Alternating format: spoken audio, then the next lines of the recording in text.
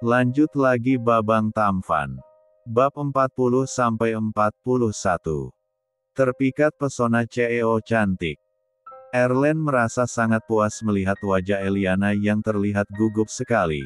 Baru kali ini Eliana terlihat lemah di depannya. Eliana memelototkan matanya mendengar ucapan Erlen. Rupanya dia termakan omongannya sendiri. Kenapa? Apa kamu gugup? Erlen menahan tawa melihat wajah Eliana memerah. Tidak. Untuk apa aku gugup? Eliana tetap bersikukuh tidak ingin terlihat lemah, walaupun sebenarnya dia memang sangat gugup.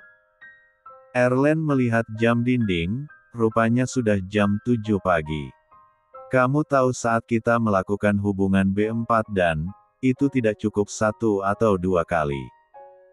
Karena itu kamu persiapkan dirimu nanti malam, pakailah pakaian yang lebih S3 dari semalam. Bisik Erlen, membuat Eliana merinding. Oh oke. Tidak masalah. Eliana pura-pura siap. Erlen menjauhkan dirinya pada Eliana, dia tersenyum puas, dia yakin Eliana tidak akan mungkin mau memakai lagi pakaian S3 itu di depannya. Dan Erlen juga memang tidak menjamin bisa menahannya lagi jika Eliana terus memakai lingerie di depannya. Eliana segera masuk ke kamar mandi. Dia mengunci pintu kamar mandi, dia memegang D4 dannya yang terus berdebar-debar. Astaga!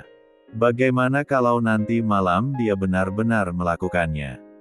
Eliana berpikir sejenak, tapi bukanlah itu yang aku harapkan. Agar aku memiliki anak. Sementara itu Erlen menghela nafas berkali-kali, Eliana sudah melihatnya, betapa malunya dia. Dia jadi ingin tahu apa nanti malam Eliana berani memakai lingerie lagi di depannya. Dia mencoba menebak mungkin saja mulai sekarang Eliana tidak akan berani menggodanya lagi. Ini data tentang Erlen Putra, Tuan. Asisten Ken memberikan informasi mengenai Erlen Putra pada Juan. Juan saat ini sudah berada di kantor, di ruang manajer. Dia segera menerima beberapa lembar informasi mengenai Erlen. Juan membaca keterangan bahwa Erlen adalah anak angkat dari Rico, dia sering mendapatkan kekerasan dari ayah angkatnya. Mengapa ayah angkatnya terus menyiksanya? Apa dia memiliki dendam pada anak itu? Guman Juan. Perlu Tuan ketahui bahwa Rico adalah orang yang telah menculik Nona L 13 tahun yang lalu. Juan tercengang mendengarnya, mengapa kebetulan sekali Rico menculik Eliana, apa ini ada kaitannya dengan Alaska Corp? Juan mengepalkan tangannya, coba cari tahu di mana jingan itu sekarang. Aku akan membunuhnya. Asisten Ken menundukkan kepala. Maaf Tuan, saya tidak bisa menemukannya. Dia sudah keluar dari penjara 6 tahun yang lalu. Sepertinya dia mengganti identitasnya. Juan berpikir dengan keras, mengapa Rico selalu menyiksa Erlen dan mengapa Rico menculik Eliana. Apalagi dia tahu Erlen tinggal dengan orang tua angkat, bukan orang tua kandungnya. Bukankah ada kejanggalan di sini? Juan menunjuk tanggal lahir Erlen yang sama dengannya.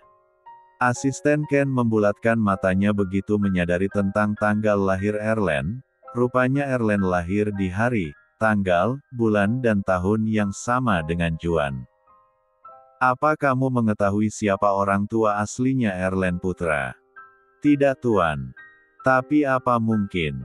Asisten Ken tidak melanjutkan ucapannya, dia takut dugaannya salah. Namun Juan mengerti apa yang ada di dalam pikiran asisten Ken, karena dia juga memiliki pemikiran yang sama. Aku juga berpikir yang sama dengan kamu. Karena itu aku harap kamu jangan memberitahu Papa soal ini, dia tidak tahu tentang Rico kan? Tidak Tuan, tapi bagaimana jika dugaan kita benar? Aku akan menghancurkan keduanya. Selama ini Papa hanya menganggap aku robot yang bisa dia suruh seenaknya. Dan Erlen yang sudah merebut semuanya dariku, dia merebut kasih sayang ibuku dan sekarang dia merebut Eliana dariku. Aku yakin Eliana akan membencinya jika dugaan kita benar, bahwa Erlen adalah anak kandung papa. Walaupun belum ada bukti, tapi dengan mengingat kasus penculikan Rico terhadap Eliana 13 tahun yang lalu, dia yakin Rico jugalah yang menculik anaknya Mario. Bab 41. Pagi ini di kantor utama Alaska Corp, Eliana akan mengadakan meeting dadakan. Para karyawan pikir Eliana sedang menikmati bulan madunya dengan suami tercinta, ternyata tidak. Erlen terus saja mengekori Eliana di perusahaan itu.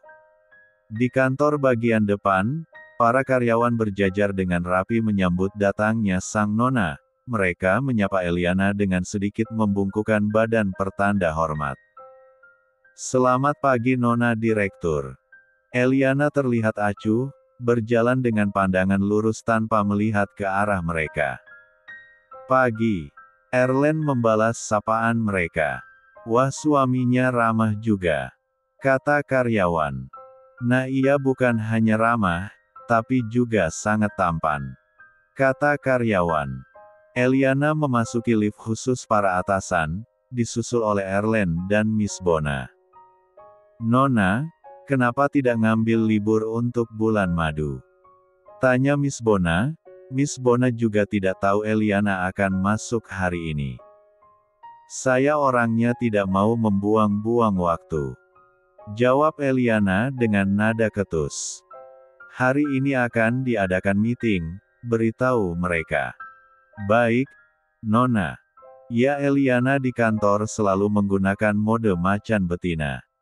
Erlen memilih diam saja karena dia belum paham mengenai pekerjaannya Alaska Corp.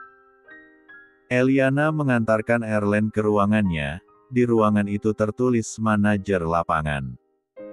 Ini ruangan kamu, kata Eliana dengan pandangan yang dingin. Dia duduk santai di kursi sambil menatap Erlen. Oke, tapi apa tidak berlebihan? Aku hanya lulusan. Eliana memotong perkataan Erlen. Tidak, aku yakin kamu bisa menjalankan tugas kamu.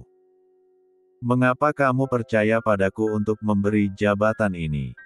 Karena kamu seseorang yang bekerja keras. Erlen teringat dengan Eliana yang sepertinya semalam dia bermimpi buruk sampai dia mengigau. Apa semalam kamu bermimpi buruk? Erlen duduk di samping Eliana. Memangnya kenapa? Eliana malah balik nanya. Semalam kamu mengigau dan menggenggam erat tanganku. Sepertinya kamu ketakutan sekali.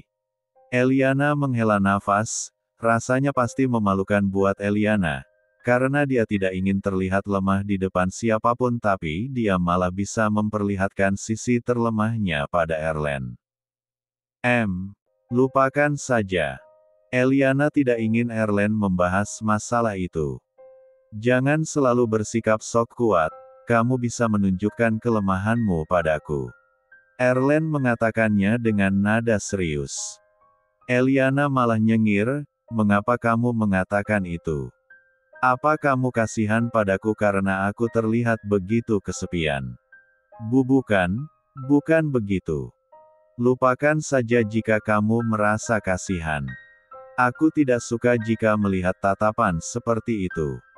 Eliana menatap kedua bola mata Erlen. Eliana beranjak dari duduknya, setengah jam lagi aku tunggu di ruang meeting. Setelah mengatakan itu Eliana segera meninggalkan Erlen di ruangan itu. Erlen hanya bisa menghela nafas, apa aku salah bicara? Dia benar-benar macan betina sekarang, sangat berbeda sifatnya dengan semalam. Erlen jadi membayangkan Eliana yang sedang menggodanya, dengan tersenyum manis dengan menggunakan lingerie.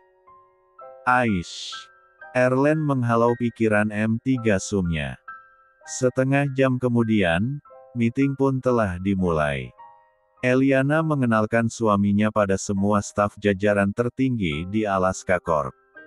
Perkenalkan, pria ini adalah suamiku, Erlen Putra. Karena posisi manajer lapangan sedang kosong, saya ingin suamiku yang menduduki posisi itu. Dia seorang yang pekerja keras dan cukup pintar, jadi saya harap kalian semua menyetujui keputusanku." Eliana duduk di kursi khusus CEO, dia memang merangkap dua jabatan itu, berada di kursi paling tengah membuat dirinya menjadi pusat perhatian semua orang. Gadis itu terlihat begitu cantik dan elegan. Sekarang Erlen mengerti mengapa banyak pria yang menyukai Eliana, hampir saja dia tersihir akan pesonanya. Ada yang setuju, ada juga yang tidak setuju dengan keputusan Eliana. Juan hanya memandangi Erlen dengan tatapan sinis. "Bukannya dia cuma lulusan SMA, saya tidak setuju dengan keputusan ini." Tuan Mario menolak Erlen untuk menduduki jabatan manajer lapangan itu. Eliana nyikapinya dengan tenang, "Mengapa? Anda tahu sendiri kan manajer lapangan dulu lulusan apa? Tidak setara dengan penggantinya sekarang, bahkan yang dulu saja tidak becus melakukan tugasnya, apalagi yang hanya lulusan SMA." Tuan Mario rupanya ingin menjatuhkan Erlen di depan semua orang yang hadir di meeting room itu, secara tidak langsung dia menjatuhkan harga diri Eliana. Lulusan SMA. Mengapa Nona Direktur asal-asalan sekali menunjuk orang buat menduduki jabatan itu? Yalah, karena dia suaminya. Bisa-bisa hancur perusahaan ini jika ada yang menempati jabatan tidak sesuai dengan kemampuannya. Orang-orang yang ada di sana terus berbisik seperti itu. "Apa kamu tahu proyek hutan di daerah kota D? Manajer lapangan yang dulu tidak sanggup mengatasinya, apalagi masyarakat di sana sangat tidak setuju dengan membuat hotel di sana." Tuan Mario masih terus memojokkan Eliana, dia merasa puas karena banyak orang yang sependapat dengannya. "Sebuah proyek yang gagal total, bahkan Anda pun tidak bisa mengatasi proyek itu, Nona El." Eliana mengepalkan tangannya memandangi Tuan Mario, ingin sekali rasanya dia mencakar pria tua itu. Juan berusaha untuk membela Eliana, "Saya rasa proyek itu memang tidak bisa dilanjutkan, karena..." Perkataannya dipotong oleh Erlen, "Kita bisa melanjutkan proyek itu. Aku akan berusaha keras untuk menjalankan tugasku. Dan aku jamin Nona Direktur tidak akan pernah menyesal telah memilih aku sebagai manajer lapangan." Eliana memandangi Erlen dengan tatapan takjub, apalagi saat Erlen berdiri, dia mencoba untuk menerangkan apa saja idenya mengenai proyek itu. Itu karena Erlen benar-benar mempelajari semua tugasnya semalam.